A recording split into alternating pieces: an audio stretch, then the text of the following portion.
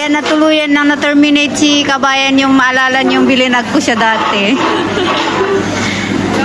Terminate siya on the spot ka terminate? Hindi, B. 1 month notice nagpasa pero 1 month natin na tinanggap. 1 month notice ka nagpasa tapos hindi niya tinanggap. Ngayon sabi ko, okay na nung hindi niya tinanggap ko na on the spot kasi isa pahirapan pa ako. Oh. Kasi ano na yung nagdadabog na ng lalaki. Kaya sabi ko, mas okay na rin. In-agree ko na rin yung kaya lang itong agree. Dahil, di ba ako nagpasa ng resignation. Wala ka ng bayad? Nila, kasi sahod ko nung 9, binayaran nila ako ng dinagdagan na nila ako ng 4 na araw tapos binigyan ako ng allowance nila. Oh, pero okay na rin, di na rin ako nakapag-agree kasi sabi ko, okay naman kahit paano may 70k naman ako. Hindi na ako nakipag-ano na para makipagtaro kasi baka magagawan pa ako ng masama. Kaya inisip ko, okay na rin at least on the spot na ako makakaalis kaysa naman pahirapan. Ay, okay. Ito yung gamit mo? Oo. Patutulog ka na sa airport?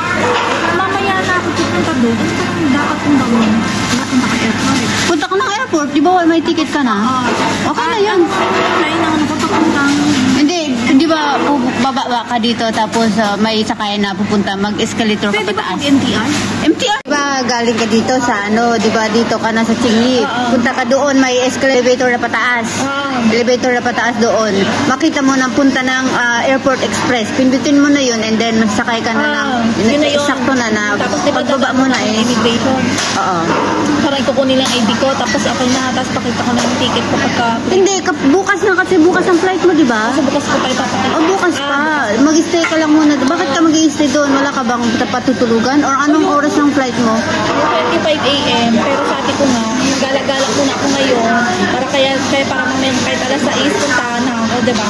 Oo. Yun yung balak ko. Ayan, kain muna kami bago siya pupunta ng airport. Ano oras punta ng airport? Ano oras ka punta ng airport? Better ko yung mga alas 6. Pwede ko, di ba? Okay na rin yun. Hindi ako mag-stay. Wala mang problema yung mag-wifi na. Oo. Hindi, ilang years ka dito sa Hong Kong? 4 months ka pa lang? Kailan tayo nag-vlog noon dito? Ano pa lang tayo? I mean, 3 months pa lang. 2 months ka pa lang noon. So, tinis mo pa ng 1 month. Ngayon, natuluyan na talaga. Kaya, alam mo bakit natuluyan? Kasi nung nagabi mo, talo kami regarding sa iron. Akala niya sa akin, petis-petis ako, hindi ako nag-iron. Hindi niya alam na lahat ng inayon ko na damit nilagay ko sa drawer. Tapos ang sabi pa niya sa akin, bakit ang hindi ko daw tinapos daw yung hindi wala naman daw. Dahil lang kaya, doon? lumaban ako sa kanya na sabi ko, ma'am, sabi ko lahat po yan na plancha ko, hindi ko talaga kaya kasi ganyan sakit ako. Hanggang sa sumagot ako sa kanya na sabi ko, ma'am, hindi po ako robot.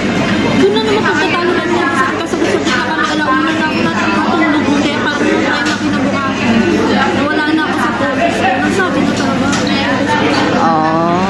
Kasi ano na siya. Pero wais din yung amo mo. Oo, alam ko naman na upakan nila ako pero sinabi ko sa sarili ko, okay na yun. Kaysa makipag...